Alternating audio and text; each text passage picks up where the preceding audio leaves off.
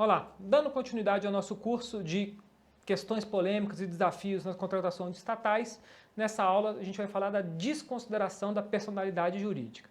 Por vezes, nós que estamos lá no dia a dia da execução do contrato, a gente fica doidinho com essa questão da desconsideração da personalidade jurídica. O que a gente percebe, né? Você tem lá uma determinada empresa, ela começa a inexecutar o contrato, dá calote, inadimplir com seus funcionários, com as obrigações trabalhistas e previdenciárias dela, e daqui a pouco os sócios da empresa, eles aparecem numa nova empresa, ou um parente, ou algo do tipo, alguém com um vínculo familiar. Pô, o camarada está lá, não cumpriu a obrigação, deixou um monte de gente a descoberto e está aí executando, né? Então, não, peraí, eu quero ir em cima dos bens do sócio, né? Então isso chama a desconsideração da personalidade jurídica. Então, no Código Civil de 2002, isso está previsto lá no artigo 50 do Código Civil. Vamos para a tela. Então, no artigo 50 ele diz, ó, em caso de abuso de personalidade jurídica, caracterizado pelo desvio de finalidade ou pela confusão patrimonial, pode o juiz decidir, a requerimento da parte ou do Ministério Público, quando lhe couber, que os efeitos de certas e determinadas relações de obrigação sejam estendidas aos bens particulares dos administradores e sócios da pessoa jurídica, ok? Então veja, por vezes, né, o proprietário está lá, o sócio, né, ele está usando aquela personalidade jurídica, está usando aquela pessoa jurídica para se esconder, para se, olha, não tem nada a ver com isso, o problema é da empresa, ok? Então a gente percebe que no judiciário, especialmente o judiciário trabalhista, era bem comum esse tipo de aplicação desse tipo de norma. Então teve uma mudança, por isso que eu falei que isso é um tema super quente, né? Sobre essa definição, o que seria esse desvio de finalidade, o que seria essa confusão patrimonial. Então o STJ, até numa decisão recente, ele faz a inexistência ou a não localização de bens da pessoa jurídica não caracteriza por si só quaisquer dos requisitos previstos. A empresa não tem nenhum bem. Então ela tem um desvio de finalidade. Não, ela não tem nenhum bem, não tem nenhum dinheiro para poder bancar aquela obrigação. Não, então eu tenho que ir no sócio, porque ela abusou da personalidade. Não é o fato de não ter bens que houve essa confusão patrimonial ou esse desvio. Então, sendo imprescindível que tenha a demonstração específica que houve essa fraude, esse desvio ou a confusão patrimonial. Como, por exemplo, eu cito um caso há pouco onde isso aconteceu. Então, é uma empresa que já estava sendo executada e aí no curso do processo, o que o sócio fez? Se desfez de bens. Então, se demonstrou que aquilo foi um desfazimento patrimonial fraudulento. Ok? Então, houve uma mudança hiper recente agora com a Lei da Liberdade Econômica, a Lei 13.874, que mudou o Código Civil nessa questão da desconsideração da personalidade jurídica. Então, a ideia é dar uma maior segurança jurídica para quem quer empreender, ok? Então, óbvio, quem frauda tem que punir. Agora, quem quer empreender licitamente, tem riscos do negócio, também quer ter o seu patrimônio pessoal preservado. Então foi nessa linha que houve essa mudança no Código Civil, na Lei da Liberdade Econômica. Vamos para a tela. Então foi inserido a Lei 49A, o artigo 49A no Código Civil, dizendo: a pessoa jurídica não se confunde com seus sócios, associados, instituidores ou administradores. Uma coisa é uma coisa, outra coisa é outra coisa. A autonomia patrimonial das pessoas jurídicas é um instrumento lícito de alocação e segregação de riscos. Olha, eu tenho aqui o meu patrimônio, eu estou disposto a investir isso aqui na pessoa jurídica. Então eu estou separando os sócios, os instituidores, os administradores, ele está separando uma parte do seu capital, do seu recurso, para constituir aquela pessoa jurídica, estabelecido pela lei com a finalidade de estimular empreendimentos para geração de emprego, tributo, renda e inovação. Ok? Então é lícito esse instrumento. E aí, aquele artigo 50 que eu citei há pouco, ele também foi aprimorado, né?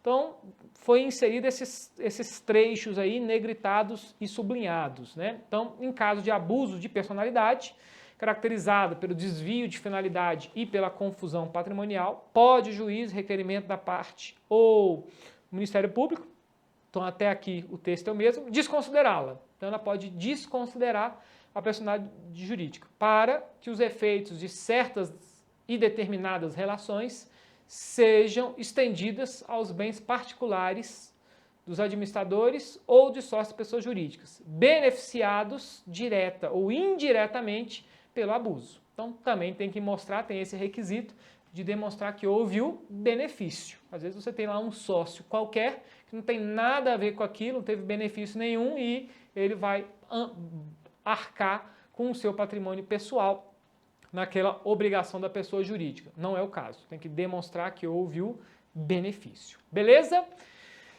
Bom, então, a lei também detalhou esses conceitos que eram incertos, que ficavam a cargo do judiciário. Então, lá no artigo 1º, ele diz que o desvio de finalidade vai utilizar a pessoa jurídica com o propósito de lesar credores e praticar atos ilícitos. Normalmente, nos nossos contratos, não acontece. Mas, e aí, esse inciso 2º, que por vezes acontece.